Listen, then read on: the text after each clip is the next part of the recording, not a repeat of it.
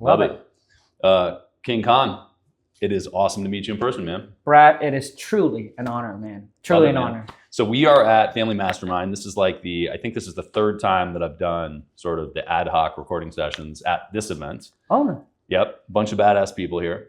Absolutely. And there are a bunch of things I want to talk to you about, but you got into real estate and also teach real estate. I do. How much of your time is split between teaching versus doing? Yeah. So right now, since I have a team, so I got a team of 7 VAs that run my whole entire wholesaling operation. Now, it didn't happen overnight. It took me a long time to get to that point, but we got 7 VAs that are just crushing it. And so I spend about an hour a day on my wholesaling business. So every single day I have a meeting with them, kind of go over, hey, what things are going on? Where are the deals at? So I think, you don't want to be escape from your business. I believe that you always want to have a pulse on your business. You need to know what is going on. You can't just rely on that person that runs it and you don't know anything. What happened if that person get a car accident or they just decided to quit or whatever it is? Now you're vulnerable, like you're at their mercy. So for me, I don't want to be that. So I spend about an hour a day, every single morning. I meet with all my VAs. We go over everything, what's going on. If they have any questions, they can ask me. After that, I just take off. Typically and then for creating content and teaching, I spent, I would say, a good 3 to 4 hours a day on just creating content. And that's where my heart is. Like, I love creating content. I love teaching. And I guess you guys call it passion. What do you call it? I just call it's just another way for me to make money. All right, well, let's back out. So give me the origin story of how you got into business in the first place and then real estate. Sure. So, I mean, I'll try and make the long story short. So you can make it as long as you want, man. Yeah, dude. So I was born and raised in Vietnam. Grew up in a mud hut. And I'm sure a majority of you who watch this probably don't even know what a mud hut is. So when I say I grew up dirt poor, literally, Brad, every single time when there's a big rainstorm, my whole entire family, bro, we go out there and we reclay our house. Wow. I get a brand new room every single time, baby. Sometimes it's smaller, sometimes it's bigger. So I grew up back in my country, to go to school, you got to pay for education. It doesn't come for free.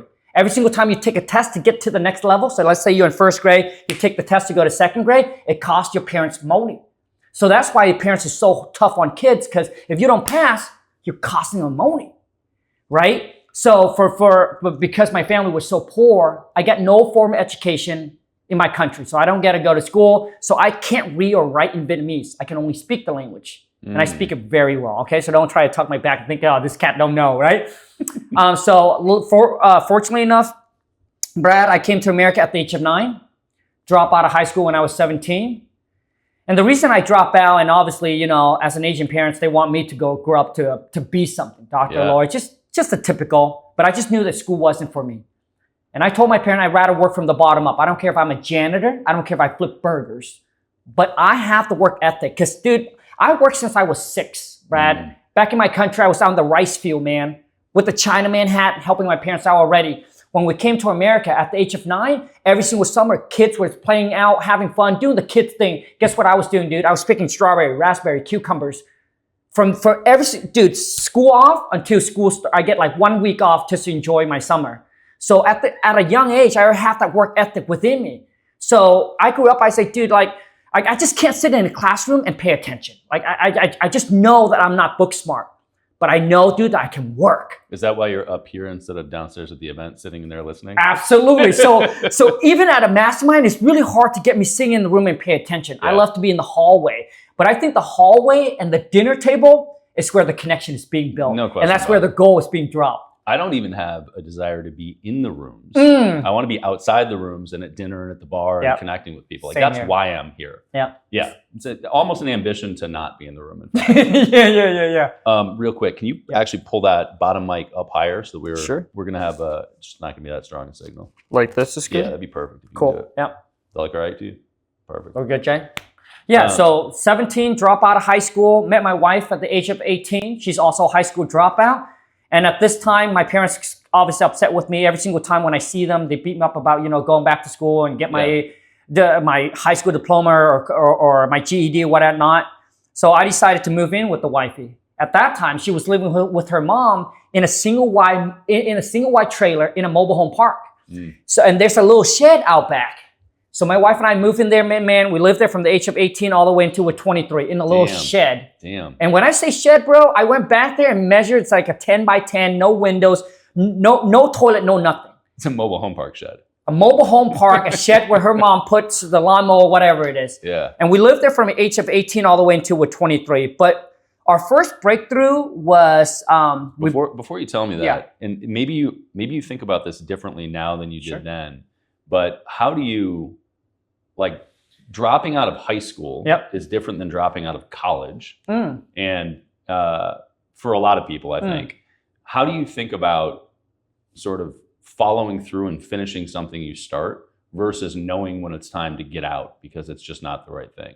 Man, see, for me, when I watch a movie, if it's like, so here's what I'm different with the wife. The wife, when she started something besides school, when she started a book or she started a movie, she just has to finish it. For me, dude, I watch in. If I don't like it, boom, I just disconnect. And I've never finished a book ever in my life. My whole thing how I learn is either hands-on like this, hiring a mentor where, you know, I can physically see him, or I go through videos, or I go through like audio. But I just don't read. Like, I can read things and it won't translate. Like, it won't make sense for me. You just don't absorb it that way? Yeah. Yep. So I guess I'm more of a visual kind of guy when it comes to learning. But yeah, man, I mean, like, I just knew that school wasn't for me. And I don't know if you call it intuition or not, but I just knew that I couldn't pay attention. And I just knew that I have that work ethic within me that I can work. That's just what I know. And as far as saying, like, you know, commit and getting one thing done, I don't know, man. There's a lot of things where I do it and then I feel like, dude, it's not going to work out, and I just cut it in half and drop it and move on to the next thing. How long do you give yourself before you say, let's call it a day? Sure.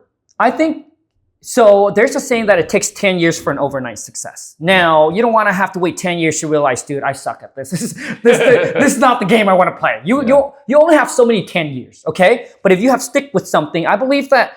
So, you know, Brad, people always have the thing say, hey, follow your passion and the money will come. But I can tell you this, dude, that was never been my case.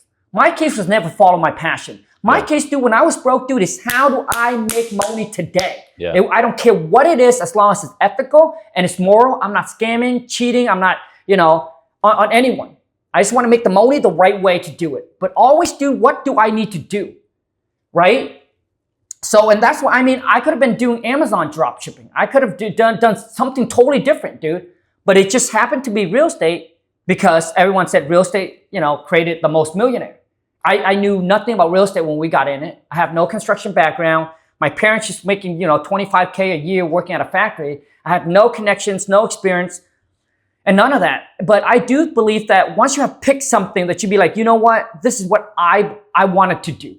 Somewhat maybe like it a little bit, but I don't think you're like something if you're not good at it. But to be good at it, you got to play it, just like a game. The more you play, the better you get. I promise you, dude, the more you're just going to like it. Nobody wants to play the game that they suck at. So I think for anything for you to see results, I think you need to commit at least 12 months. So at least a year. You see, so for me now, Brad, like I now like really focus on fitness. Like I'm not looking to lose weight. I'm looking to get shredded. And I realized, you know, I'm 45 days in, and I was like, man, and I looked at my results and I was like, man, I'm making very little progress. And I was like, man, I don't know. I don't know if this is really working out. Then I watch all the video of guys who'd be like, bro, I went from this, your height, your kind of body shape, dude, it took me almost a year. So a lot of time I think people, what they do is that they overestimate what they can do in a year, but underestimate what they can do in 10 years, 5 years, 3 years. So so when I see that, and then I realized, dude, Khang, once again, you're not patient and you're rushing. You got to trust the process and you got to be patient, because good things don't just happen overnight. Nothing worth having comes easy in life. So when I realized that, Brad, I said, dude, now I'm going to trust the process. It took the cat a year. I can't expect to get that kind of results in 6 months. I can't expect to get that result in 3 months, right? But I think what keeps people going, Brad, is progress. Like you got to see that you're making progress. Because if you don't, let's just say you go at this for like 3 months and you saw nothing. it's easy to give up. But if you see progress, for example, like losing weight, if you see that every single week that you're losing a pound or 2 pounds, dude, it motivates you a little bit. It does. I think, the challenge is when that progress starts to slow, it's like you're only seeing little bits. Correct. Like you were saying with the gym, right? You're seeing these tiny bits of progress, and at some point that gets deflating because you want fast to be results. good. Yeah, you want fast results. You want to be good. Yep. And everybody wants it to happen faster than Absolutely. It happens. So you had a 5-year period where you were living in a shed. Yep. With your now girlfriend? Wife. Now wife. Yep. What was you found real estate at some point, but what was you said you were about to tell me the first big hit for you was when you're 23. So the first breakthrough, I think we're 19 and a half or 20. The wife, she was working for this Korean guy. He owns a little kiosk in the mall. She was working part-time. The problem with the guy is that he's trying to grow too fast, too quick. And then he's going to go bankrupt. He's going to lose everything. So he approached the wife. He said, hey, do you guys want to buy over the kiosk? At that time, Brad, our main goal was like, dude, we need to save our money so we can buy a house to get out of the shed. That was like our main goal at that time. We didn't think about businesses or nothing like that. Like unlike Gary Vee, Brad, I don't have the entrepreneur mind spirits, dude. I wasn't flipping baseball card. I wasn't mowing yard and hiring other people to mow yard. Like as a kid, growing up, seeing my parents just working regular jobs. But that opportunity came and the wife took it because she knows the in and out of the business. And for those of you who's watching this, and I think the best way for you to really learn is work for someone, not for a big corporation, but for a mom and pop, small, because then they will teach you everything. But you got to be the best. She was the best. Like she was making the guy so much money, Brad, that he wants to make her the manager. But guess what, dude? The wife, she's a freaking badass. You know what she said? She said, Steve, I either own this or I'm just going to work as a regular employee. She won't manage for him. Because if she managed for him, he could have taken off and then start another one. Yeah. But for her, she wants something of her own. And she was trying to, at that time, Brad, we were so confused with our life. I was making $8.50 an hour, working at a factory, and the wife was trying to bounce back, go and get her beauty degree or whatever. She wants to do hair, makeup, whatever it is. And she didn't want to be a manager to take away because she knows how much time and effort that she has to put in. Because listen, you want to get paid more? Put more in. That's all it is. Like you can't get paid more by putting in minimum amount. So she knew that he has high expectation and she didn't want the high expectation just to be a manager. Yeah. So she's like, I either own this or I'm continue doing what I regularly do as part-time. So the cat said, dude, I'm going to sell it over to you. At that time, Brad, we had about $15,000 saved in the bank. Okay. Crazy. That's a ballsy move for an employee. Oh, Brad. So check this out. I was making $8.50 an hour. The wife was working part-time, same minimum wage. Within a year and a half, bro, I think a year and a half or possibly 2, dude, we saved $15,000. That's why I don't believe people who said, Khang, I'm broke. I got no money. Dude, the reason why is because you overspent. Yeah. The wife and I, Brad, our monthly budget was $50 to spend. We got no bills. In fairness, do you think people should live in a shed? No, absolutely not. But I think people should freaking live below their means, dude. Yeah. Like, don't go rent a nice apartment. Yeah. Right? Dude, don't wear designer clothes. Like, shop at Ross, shop at TJ Maxx. Right? Shop cheap, bro. Like, I believe, dude, you can still look good buying cheap clothes, man. Yeah. So that's why I always try to say, Brad, like, don't try to be a bowler when you got no dollar, baby. Dude, because I see so many people flex the designer. But most of the people who wear designer, dude, I can almost guarantee you, most of those are broke. Dude, it's most of the world, but it's certainly American culture. Like it's certainly the internet and Insta culture. Absolutely. It's, hey, look at me, I'm doing well. And one of the things that I love about owning Easy Pay Direct is that I see the numbers on the back end. Yeah. So I know what people are making and I understand their business models. Like I know if they have a good margin or a bad margin. And it is, it's unfortunate how many people end up creating, relatively sizable businesses, multi-million-dollar or 8-figure businesses with no margin. Yep. They're not taking anything home. Yep. And then they spend it on a bunch of dumb shit. And they're like, hey, look at me in my Lambo. Yep. And look at me in my big ass watch. Yep. And they're not making any money anyway. Dude, I agree. And so for those of you who watch this, so Brad knows how much I make. So the thing is, Brad, people think that, once you hit that $1 million mark, that you get to buy the mansions, you get to buy the Rari. You absolutely don't, bro. Like you don't. The $1 million, like back then, it was huge. But today, it's still a lot, but it's not as much as when it used to be. Yeah. To me, when you're ready for the supercar, when you're ready for the mansion, bro, you got to be doing at least, I would say, close to $3 to $5 million plus a year. And you got to net quite a bit. Mm-hmm. So for me, when I look at like, okay, I'm a millionaire. Dude, I need to see you have $1 million in the bank before I see you have a supercar. Yeah. So if you don't have $1 million in the bank and you have a mansion and you have a supercar, dude, you're broke. You tell me that you do $1 million or $2 million a year, bro, you're broke. Because the thing is, like I look at it, Brad, because I look at my own journey. When I made that millions and I have X amount in the bank versus someone who made the same and they have all the nice things. How can you have the money in the bank when we're making the same thing but different lifestyle? So for example, Lon and I don't live in a mansion. We still live in the exact same house we bought 15 years ago. Because you guys got to understand this. Let's just say you make $1 million that year. 40% goes to Uncle Sam. Boom, that goes for $400,000. All right? Now you're out buying the Lambo, you're out buying the mansion, you're out buying all the designer clothes, all the stupid shit. How much do you think you really have left? Maybe you'll be able to save maybe 100 grand or so in the bank. Maybe. Come on, do you make $1 million and you can only save 100K? Come on, man. Shit, bro. So for Lon and I, see, because if you were smart, see, the goal is not to look rich, but to get rich. And that's what I tell people, because if you were smart with your money, you make that 1,000. Instead of paying Uncle Sam 400K, you would have took that 400,000 and go buy real estate. So when you go and buy an investment property, how do you have extra cash to show off? You don't, because you need, dude, and then you need to stack away some money for reserve. I think you should stack away at least 20% or so for reserve. And people are like, well, Khang, why do you have so much cash in the bank and not enough real estate? It's because, bro, the more real estate you own, bro, you need to have reserve. Because not every day is a good day. Business is not always good. There will be times, bro, where boom, a storm hits you. Business is not good as it used to be. So how do you stay afloat? Reserve, my friend. Yeah.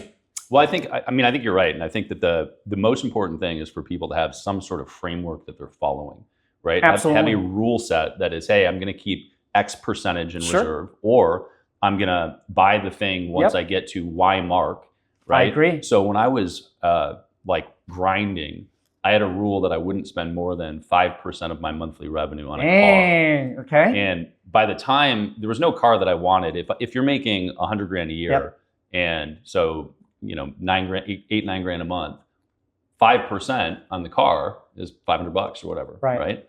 And I didn't care to spend money on a car at all. And so I was like, until I can get something dope and my revenue is up to the point where 5% is a dope car, I'm not going to fuck with it at all. So I didn't buy a car and I didn't get any nice things until I was well past that mark.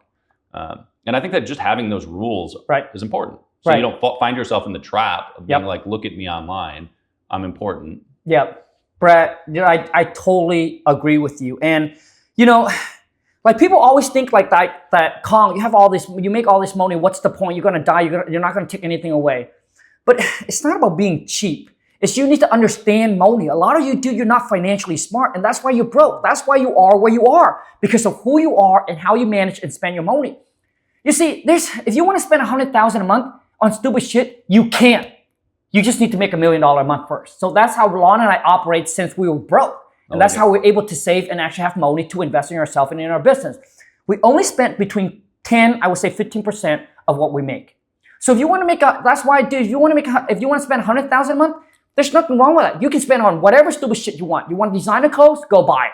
Yeah. But if you make $1 million, you spend 10%, that's nothing, right? So my whole thing is, dude, spend 10, 15% of what you make. And then you should be good. Yeah, I love that. I think that the percentage, the other thing is that if you're spending based on a percentage of what you make, as you make more, that percentage becomes less significant. Correct. Like, if you go from 100 grand a month to 200 grand a month, and you're at the 10% mark, you start running into bigger numbers. Correct. Where it's like you can spend more and it really doesn't impact you much. Correct. And then you can keep doing whatever you're going to do. But if you get your order of operations off, it'll fuck you up. Have you ever heard that Big Boy song, Order of Operations? No. Big Boy is the counterpart to Outkast. Big Boy and Andre 3000 make Outkast. That's a great song. Oh, okay. I got to check it out. Yeah, he dropped it like last year. It's called Order of Operations. Okay. And he's basically rapping about this shit. He's rapping about people in lower income areas trying to flex. Right. And he's like, nah, man. He's like, go buy real estate. He's like, go stack your chips right. Great track. Dude, anyway, so tell me you get to what happens. You said you'd put away about 15 grand. Yep. So we bought over the kiosk. And once again, long story short, like kiosk, you know, so a lot of people see me online now, Brad, that they think like I'm always been an outgoing guy. No, I grew up, you know, when I was going to high school, I was going through like a very distressed moment of my life. And I was always been a very shy, a very insecure guy. I'll be very talkative around friends and family. But when I go on a public and strange, dude, I would like my palms get sweaty. Like I get freaking anxiety. Does that still happen now? No, not anymore. But it took me years. It's the same thing. It takes years to break the habit and form something new. Yeah. Right. And the one thing I gotta say, Brad, number one is I gotta say thank God, because if it weren't without God, I wouldn't be here doing what I do today, man. There were so many times where I thought that I would have lost it all and could never bounce back. But dude, every single dark days of my life, bro, God was always there. And number two, now I don't want to be religious or anything, right? But number two is the wifey, bro. I would have not became the man I am today, Brad, without the wifey. She's the one who really pushes me, bro, to get out of my shell, to get out of my comfort zone, to become who I am today. And the person I am today, Brad, is who I always bury deep down within me. Because I always been so shy, so insecure, and afraid of what people look at me and how they perceive me and all of that. But I love talking to people. Like when I'm around with friends and family, you know, you put music on, I'll do karaoke and all that. But when I'm out in public, dude, I just can't talk. And I hated that person. And the breakthrough for me was when we bought over the kiosk, man, dude. When we bought over the kiosk, we spent all the 15K already. And then we started at zero in the bank. Lon and I didn't care because we didn't have big expense. We're living in a shed, paying about $400 a month. We're driving a beat up Honda, right? So we didn't have credit card debt, like nothing. So we were okay with going back to zero. And then I remember Lon's like, Khang, we have no money for employee. And we didn't know hire employee at the time. We're like, dude, let's do this on our own. But she's like, Khang, I can't do this by myself. I need your help. So I was working 5 o'clock in the morning, right, at a factory.